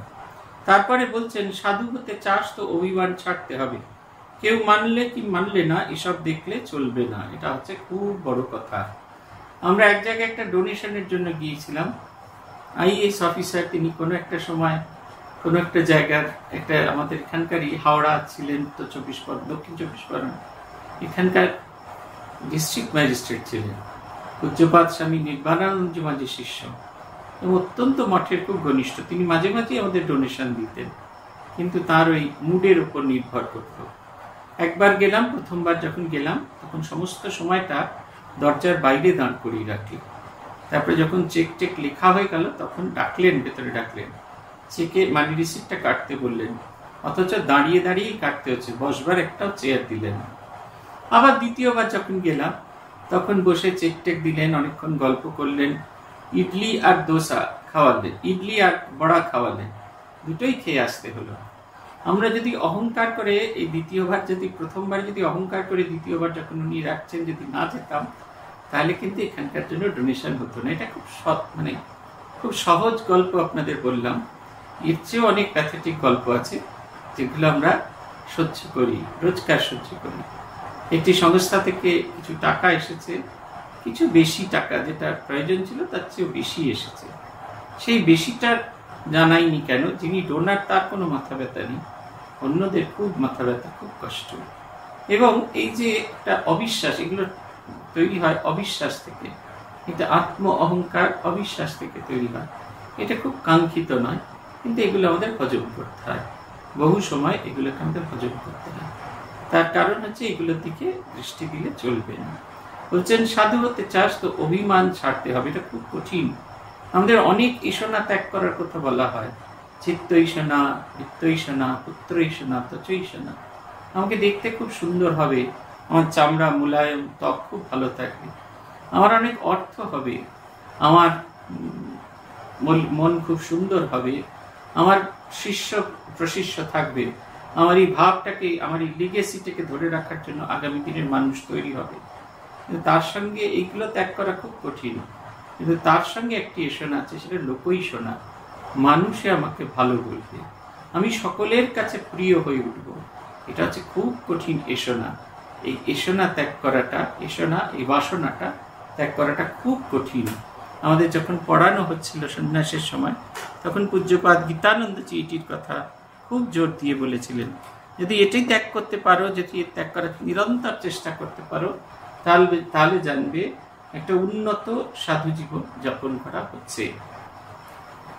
মনে হয় সেইগুলি যদুবাবুর বাড়িতে যে যে ঘটনাগুলি, সেইগুলি একত্রে লিখিত হলে পাঠকদের সুবিধা হয়। এর মধ্যে কোনোটি বলরাম মন্দিরে, কোনোটি কাশীতে, কোনোটি বা হরমোহন বাবুর বাড়িতে শুনিয়াছি, কোনোটি হয়তো লাট্টু মহারাজ আসিবার পূর্বের ঘটনা, উনি পরে উনি শুনিয়া আমাদের নিকট বলিয়াছিলেন। আবার কোনোটি হয়তো দক্ষিণেশ্বরের বাসকালে। তিনি বলছেন, জানো, যদুবাবুকে একদিন উনি বললেন, হ্যাঁ গা যদু, তুমি ওদের অর্থাৎ কয়েকটি মোসাহেব জাতীয় ব্যক্তিকে দেখাইয়া সঙ্গে এত মিশো কেন? এ কথা শুনে যদুবাবু কি বলেছিলেন জানো? ভদ্রলোকের ছেলে ভিক্ষা করতে পারে না, কিছু পাওয়ার আশায় এখানে পড়ে থাকে, তাদের বঞ্চিত করলে তারা যায় কোথায়? তাতে ঠাকুর বলেছিলেন ওদের সঙ্গে মিশো না, মিশলে ক্ষতি হতে পারে। তাতে যদুবাবু বলেছিলেন, দেখো ছোট্ট ভট্টাচার্য, বিষয় আশায় রাখতে গেলে এমন লোক দরকার আছে। একদিন ঠাকুর তাকে বললেন, এখানকার জন্য অর্থাৎ ইহলোকের জন্য তো অনেক সংগ্রহ করেছ, কিন্তু লাটু মহারাজ বলেছিলেন বাকি পরকালের জন্য কি জোগাড় যন্ত্র করলে? একথা শুনে যদুবাবু বলেছিলেন, পরকালের কাণ্ডারি তো তুমি আছোই ছোট ভট্টাচার্য, শেষের দিনে তুমি আমায় পার করবে সেই আশাতেই তো বসে আছি। আমায় উদ্ধার না করলে তোমার পতিত পাবন নামে কালি পড়বে। দেখো ভট্টাচার্য, শেষের দিনে ভুলো না। কি সুন্দর কথা! এই যে বিশ্বাস, এটা একটা দারুণ। হ্যাঁ, শিয়ানে শিয়ানে লড়াই চলছে। মথুর বাবু যেরকম ছিলেন সেরকম আমাদের অধরবাবুও ঠিক সেই রকম। মোসাহেব জাতীয় লোকেদের আগে লোকে রাখতো, বড় লোকের ছেলে তারা কোনো কাজকর্ম পায়নি, তারা সঙ্গে সঙ্গে মোসাহেবগিরি করলে সকাল বিকেল খাওয়াটা জোটে। আরো একটা বড় জিনিস ছিল, সেটা হচ্ছে ইনফর্মার। এরা সমস্ত রকমের খবর দিতেন, এটা হচ্ছে কথা। এই খবরই তারা ভীষণ রকম ভাবে খবর দিতেন। এই খবর পাওয়ার জন্য বিষয় আশয় বিষয়ী লোক তো কোথায় কোন সম্পত্তি বিক্রি হচ্ছে, কোন কিছু, এই মোসাহেবদের কাছ থেকে এই খবরগুলো পাওয়া যেত। তাকে তিনি বলেছিলেন, ইহকালের জন্য তো অনেক কিছু করলে, পরকালের জন্য কি করলে? যদিও বলেছিলেন, কি বিশ্বাস! আমি সকালবেলা যখন পড়ছি এবং তখন থেকে এখনো পর্যন্ত বারবার গায়ে কাঁটা দিচ্ছে। একজন তখন বিষয়াসক্ত মানুষ, আমাদের মুখ থেকে এই কথাটা বেরোয় না, এই প্রত্যয় বিশ্বাসটা বোধহয় জাগে না। বলছেন, শেষের দিনে তুমি তো আছো, পরকালের কাণ্ডারি তুমি আছো ছোট বাচ্চা, শেষের দিনে তুমি আমায় পার করবে সেই আশায় বসে আছি। এই পর্যন্ত ঠিক ছিল, কথা অনেকেই বলেন। পরের যে কথাটা সেটা ভয়ঙ্কর। বলছে, আমায় উদ্ধার না করলে তোমার পতিত পাবন নামে কালি পড়বে। দেখো ছোট বাচ্চা, শেষের দিনে ভুলো না। একেবারে শ্রীরামকৃষ্ণকে যেন তিনি চ্যালেঞ্জ করছেন, তুমি যদি আমায় উদ্ধার না করো, ক্ষতিটা তোমার, আমার কিছু নয়। এই তোমার যে পতিত পাবন নাম, সেটাই কালি পড়বে। অতএব আমি, কি অদ্ভুত নির্ভরতা, কি অদ্ভুত নিশ্চয়তা, কি অদ্ভুত শরণাগতি, যে আমার আর কেউ না থাকুক। মা যে বলছেন না, সবসময় জানবে তোমার একজন মা আছেন, বুকে হাত দিয়ে আমরা বলতে পারি না, যেটা আমরা অক্ষরে অক্ষরে বিশ্বাস করি। মা এই কথাটা বলে গেছেন, এই কথাটা আমরা বুকে হাত দিয়ে বলতে পারি না, যে আমরা অক্ষরে অক্ষরে বিশ্বাস করি। সব সময় জানবে তোমার একজন মা আছে, এই কথাটা আমরা বিশ্বাস করতে পারি না। দেখো, যদু মল্লিকের এত টাকা ছিল, তবু টাকার লোভ যায়নি। তাই তিনি অর্থাৎ ঠাকুর একদিন তাকে বললেন, কি গো যদু, এত টাকা করেছো, এখনো টাকার লোভ গেল না? তাতে যদুবাবু বলেছিলেন, দেখো ছোট ভট্টাচার্য, ও লোভ যাবার নয়। তুমি যেমন ভগবানের লোভ ছাড়তে পারো না, বিষয় লোভ তেমনি টাকার লোভ ছাড়তে পারে না। অত আর টাকার লোভ ছাড়বো কেন বলো? তুমি ভগবানের প্রেমের জন্য পাগল হতে পারো, আর আমি যে তাঁর ঐশ্বর্যের জন্য পাগল হয়েছি। তুমি সব ছেড়ে তাকে চাইছো, আর আমি তার ঐশ্বর্যের কাঙাল হয়ে টাকা টাকা করছি। আচ্ছা বলো দেখিনি ছোট ভট্টাচার্য, টাকা কি তার ঐশ্বর্য নয়? এ কথা শুনে ঠাকুর ভারী খুশি হলেন। বললেন, এটি যদি ঠিক বুঝে থাকো, তাহলে তোমার ভাবনা কি গো? তারপর তাকে জিজ্ঞাসা করেছিলেন, কি গো যদু, সরল ভাবে এ কথা বলছো না চালাকি করে বলছো? এ কথা শুনে যদু বলেছিলেন, সে তো তুমি জানো ছোট ভট্টাচার্য, তোমার কাছে মনের কথা লুকোতে তো পারবো না। এই হচ্ছে কথা। কি সুন্দর কথা, যে তুমি ঈশ্বর ঈশ্বর করে পাগল হয়েছো, আর আমি ঈশ্বরের ঐশ্বর্যের জন্য পাগল হয়েছি। তোমার ঈশ্বর ঈশ্বর করে টাকাটা চলবে, আর আমি তার ঐশ্বর্য চাইছি, তা চলবে না। তার যে গ্ল্যামার, তার যে জ্যোতি, সেটা চাইছি, সেটা চলবে না। অথচ তুমি ঈশ্বর ঈশ্বর, তুমি গোটা মানুষটাকে চাইছো। আমার গোটা মানুষটাকে চাইবার ক্ষমতা নেই। আমি তার গায়ের অলঙ্কার টলঙ্কার গুলো চাইছি, যাতে পরে আমার যাতে বিউটিফিকেশন হয়, আমাকে যাতে দেখতে সুন্দর হয়, সেটা চাইছি। অমনি ওটা খারাপ হয়ে গেল। এইটার কথা ঠাকুর বলছেন যে তুমি এটা ঠিক বলছো তো। এই যে কনভারসেশন গুলো, এগুলো আমাদের জন্য। আমরা যাই বলি না কেন, কিছুতেই তার সামনে লুকোতে পারি না। আমরা কত কি ভাবনা চিন্তা করে যাই, এই বলবো, ওই বলবো, সেই বলবো, গিয়ে আর কোনো কথাই বলা হয় না। তার কারণ হচ্ছে তিনি আমাদের বলতে দেন না। যেমন তিনি বলতেন যে ঠাকুর মা মুখ চেপে ধরেছেন, তেমনি তিনিও মুখ চেপে ধরেন, তিনি কোনোভাবেই বলতে দেন না। একদিন উনি যদুবাবুকে বললেন, দেখো আগে তুমি ভগবানের নাম করতে, এখন তাকে ডাকতে এত অন্যমনস্ক হয়ে যাও কেন? তাতে যদুবাবু বললেন, কি জানো ছোট ভট্টাচার্য, তোমায় দেখবার পর থেকে আমার কেমন ভগবানকে ডাকতে মন চায় না।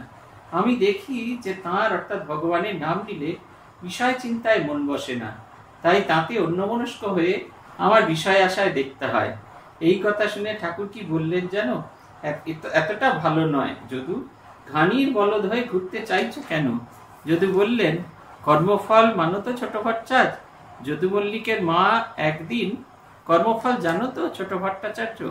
এই দেখুন, ভগবানকে ডাকতে ইচ্ছা করে না, কিন্তু তোমায় ডাকতে ইচ্ছা করে। কারণ ভগবানকে ডাকলেই যদি তিনি সব কেড়ে নেন, বিষয় আসার প্রতি তো ভালোবাসা থাকবে না। মথুরামোহন ঠাকুরের কাছে সমাধি চেয়েছিলেন, ভাব সমাধি চেয়েছিলেন। ঠাকুর বলেছিলেন, মা কালীর যদি ইচ্ছা হয় তাহলে হবে। মথুরামোহন নিশ্চিত ছিলেন, শ্রীরামকৃষ্ণ যখন বলেছেন তখন শ্রীরামকৃষ্ণের ইচ্ছা মানে মা কালীর ইচ্ছা। বাড়ি ফিরে গেলেন। যানবাজারে গিয়ে তার আস্তে আস্তে মন সমাধিতে লীন হয়ে যাচ্ছে। মনের যেন দুটো ভাগ হয়ে গেল, একটা মন সবসময় ঈশ্বরকে চাইছে, আর একটা মন বিষয়ের দিকে এগিয়ে যাচ্ছে। বর্ণনা আছে, অনেকটা দোতলার বারান্দা দাঁড়িয়ে পাটাকে তুলে দিয়েছি, বার করে দিয়েছি, একটা দড়ি নিচ থেকে টানছে আর একটা দড়ি ওপরটাকে টানছে, পাও ধরে রাখতে পারছি না, গা থেকে পাটা খুলে যাবে, আবার ওই নিচের দিকেও পাটা ছেড়ে দিতে চাইছে না। এমন এক পরিস্থিতিতে 2-3 দিন হওয়ার পরে তিনি ঠাকুরকে খবর পাঠালেন। ঠাকুর যখন এসে পৌঁছলেন, মথুরামোহন তার খাট থেকে নেমে ঝাঁপ দিয়ে শ্রীরামকৃষ্ণের পায়ের কাছে পড়লেন, বাবা এসব তোমাকেই সাজে, আমাকে সাজে না। তাই তিনি তার ভাব তুমিই নাও। তিনি তার ঠাকুরের তার বুকে হাতটা দিয়ে দিলেন, দেখলেন তার মুখ সমস্ত লাল হয়ে গেছে, ধীরে ধীরে তার ভাব কমে গেল। ওই কারণে ভগবানকে চাইলে খুব মুশকিল। আর বলছেন, এটা দারুণ কথা, এই ঘানির বলদ হয়ে কেন ঘুরতে চাইছি, এর কারণ হচ্ছে কর্মফল, বিষয় তৃষ্ণা। এটা গীতা বলছে বিষয় তৃষ্ণা। কারণ একটা জিনিস আমাদের সবসময় মেরে মেরে রাখে, আমাদের এগিয়ে যেতে সাহায্য করে, কিছুতেই সে থামতে দেয় না। আমরা খানিকটা গরুর মতোই, আমরা যখনই সেই মাল বয়ে নিয়ে যাচ্ছি, কোথাও গিয়ে গরু থেমেছে, সঙ্গে সঙ্গে সপাং সপাং করে পিঠের উপর পড়ে, আর সেই জ্বালায় চটচট করতে করতে আবার হাঁটা দেওয়া শুরু করি। যদু মল্লিকের মা একদিন ঠাকুরকে বাড়ির ভিতর খাওয়াচ্ছেন। খুব দেরি হচ্ছেন দেখে দেবেন্দ্র, ইটালির দেবেন্দ্রবাবু চঞ্চল হয়ে উঠলেন। এমন সময় আমাদের সব বাড়ির ভিতর থেকে খাওয়ানোর জন্য নিয়ে গেল। খেয়ে উঠে দেবেনবাবু উনার অর্থাৎ ঠাকুরের পায়ে ধরে কান্না জুড়ে দিলেন। আমি তো কিছু বুঝলাম না। শেষে একদিন দেবেনবাবুকে জিজ্ঞাসা করলাম। দেবেনবাবু বললেন, আমার মনে বড় কু গিয়েছিল, আমি ঠাকুরকে সন্দেহ করেছিলাম, কিন্তু যাবার পথে দেখলাম যে যদুর মা ঠাকুরকে খাওয়াচ্ছেন আর কাঁদছেন, তাতে বুঝলাম তার বাৎসল্য ভাব, আর আমি দেবেনবাবু অন্য কথা ভেবেছিলাম। ঠাকুর অন্তর্যামী কিনা, তাই আমার মনের সন্দেহ ঘুচিয়ে দিলেন। এই যে মায়েরা অনেক সময় আমাদের খাওয়ান, অনেকে মনে করেন যে আমাদের বিশেষভাবে তারা ভাবেন বলে তারা খাওয়ান। সাধুর এরকম কখনো কোনো দৃষ্টি থাকে না, তারা জগতের সবাইকে সেই মাতৃভাবেই থাকেন। শ্রীরামকৃষ্ণ যেটা দেখাতে পারতেন, আমরা সবসময় সেটা দেখাতে পারি না। এই মাতৃভাবেই তিনি খাওয়াতেন। এবং দেবেনবাবুর মনে হয়েছিল এদের বাড়ির লোকেদের সঙ্গে শ্রীরামকৃষ্ণের একটা অন্যরকমের কিছু সম্পর্ক তৈরি হয়ে আছে, সেই সন্দেহ করেছিলেন। এবং পরবর্তীকালে যখন তিনি যদু মল্লিকের বাড়ির ভেতর ঢুকলেন, গিয়ে দেখলেন যদু মল্লিকের মা একেবারে তাকে গোপাল জ্ঞানে, কৃষ্ণ জ্ঞানে, যশোদা, নিজেকে যশোদা মনে করে তাকে খাওয়াতে শুরু করেছিলেন। এবং যখন খাওয়াচ্ছেন তখন ঝরঝর করে তার দু চোখ দিয়ে জল পড়ছেন, গভীর ভাবেতে তিনি মগ্ন। যখন শ্রীরামকৃষ্ণ তার মনে হলো যে শ্রীরামকৃষ্ণ তার মনের সমস্ত কথাগুলি পড়ে ফেলেছেন এবং তিনি যেন সেইভাবেই সেইটি যেন সেই সত্যটিকে ইয়ে করে দেওয়ার জন্যই যেন তিনি তাকে এই দৃশ্যটি দেখালেন। শ্রীরামকৃষ্ণ অন্তর্যামী শুধু নন, আমাদের মনের কথাও পড়তে পারেন। এই মনটাকে খুব ভালো রাখাটা ভীষণ রকমভাবে জরুরি। আজকে আমরা এইখানেই থামছি। আগামী শনিবার আমি নরেন্দ্রপুরে থাকবো। এই পরপর কয়েকটা শনিবার 22 তারিখে আবার আপনাদের সঙ্গে দেখা হবে। স্নান যাত্রার দিন যদি ক্লাস পূজনীয় বিভাত্মানন্দজি দেন তাহলে দেখা হবে। তার মধ্যে আর এই বিষয় নিয়ে আমাদের আর আলোচনা হবে না। ওম প্রণতানাম প্রসীদত্বম দেবী বিশ্বার্তিহারিণী त्रैलोक्यवासिनामिड्ये लोकानां वरदा भव। ओम शांति ओम शांति ओम शांति। हरि ओम तत्सत्। श्री रामकृष्णार्पणमस्तु।